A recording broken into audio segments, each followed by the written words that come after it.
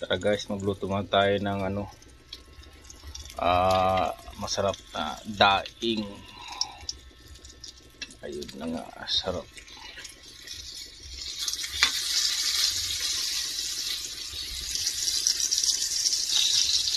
Di sa pang-almusal, naging pangapunan dahil wala tayong maisip na ulam ngayon hapon. Kita natin, sarap.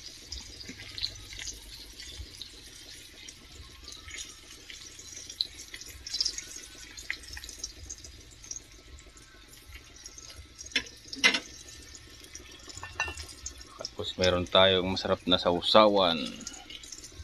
Ito, sausawan sukang manyaman.